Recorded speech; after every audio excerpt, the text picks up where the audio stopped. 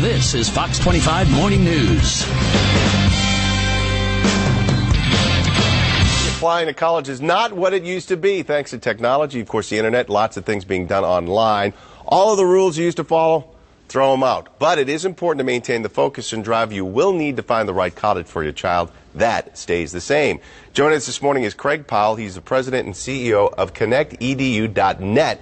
And Craig, thanks for coming in this morning. Your website is sensational, by the way. And I guess it was your kind of experience in applying for colleges that led you to come up with this idea for your website in the first place, right? You got it. As a kid in rural northwest Missouri trying to find my way to an Ivy League college in the Northeast, just amazed at how whimsical and inefficient the process was. Your site is basically a one-stop shop for all things you need with your college application, right? You got it. Our goal is to give parents a single location starting in the 7th grade all the way up through transition to manage all the steps and aspects of the process. Now, things have changed since I applied. We won't talk about how many years ago that was, but let's go over some of the things and some pretty dramatic changes here as well, especially the application process.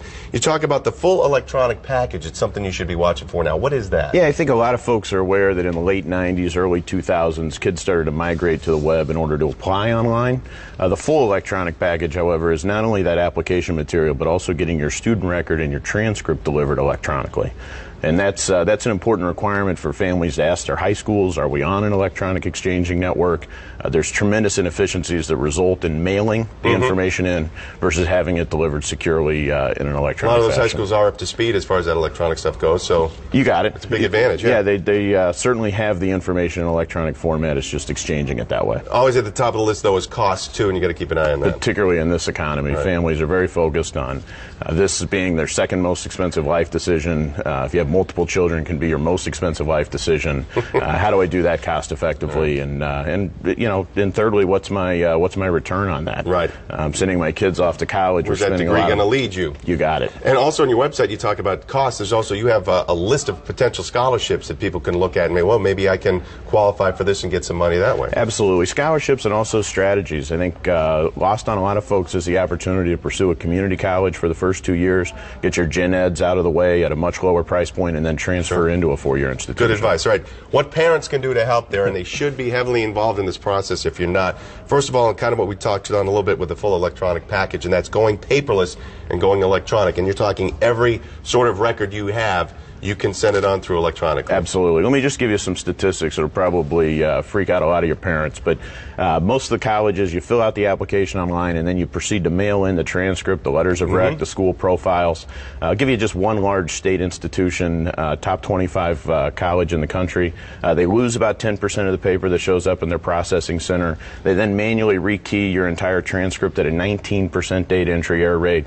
They manually recalculate the grade point average at a 9% error rate. It takes them 80 days to get your information into their platform so that the admissions officer can spend 15 minutes to evaluate those materials and make an admissions decision. We're electronically how much? Instantaneously. They get it, you send it that afternoon, it arrives that evening in an entirely secure format. All right, next thing you talk about is cast a broad net. What do you mean by that? It's a little bit of dovetails into just keeping an open mind as to the community college option as a cost-effective alternative, your local state university. The correlation of the plan and where you're looking relative to institutions can sometimes lead to a much more savvy financial decision. All right, let's talk about balancing your budget and your interest. And again, when you talk budget, that's so crucial. Critical. And a lot of folks, a couple things that folks are unaware of. Average duration to graduation today is 5.4 years to graduate. So financially, if you're planning on a 4-year investment, that means you're also planning to outperform the average. So 5 years to graduate, think that through relative to what your end goals are. If your goal is to be a special education teacher and the starting salary for that is in the $20,000 to $25,000 range in your market, which also requires a master's degree, doesn't make sense to take out loans at $30,000 a year for 4 to 5 years of undergraduate to then pursue a master's option. Also get pre-approved. Just like house hunting, it's amazing to me. This is, as I mentioned, one of the most expensive life decisions you'll ever make. But families routinely head out into the market with no idea as to what their financial bandwidth is going to be. Get to the financial aid websites, get there early, understand what your estimated family contribution is going to be. All right, and lastly, ask about career placement, because a lot of colleges do have very good programs, but some may not have any at all, and that can be a real help once you graduate and get out there and try to... And scratch below the surface. A lot of colleges will tell you 98% of our graduates graduates get jobs. What they don't tell you is that 20% of their incoming freshman class graduates.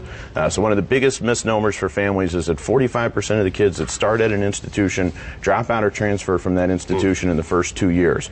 So really understand what's your retention rate, what's your graduation rate, and then inside that, what is your career placement rate. The website again is ConnectEDU.net. You guys are connected. You have high schools on board, colleges on board, and it is free. It's free, absolutely. All right. Craig, I appreciate Thank you, great information. Thanks so much for your time this morning. Got to take a break. We'll continue on the Fox 25 Morning News in just a moment.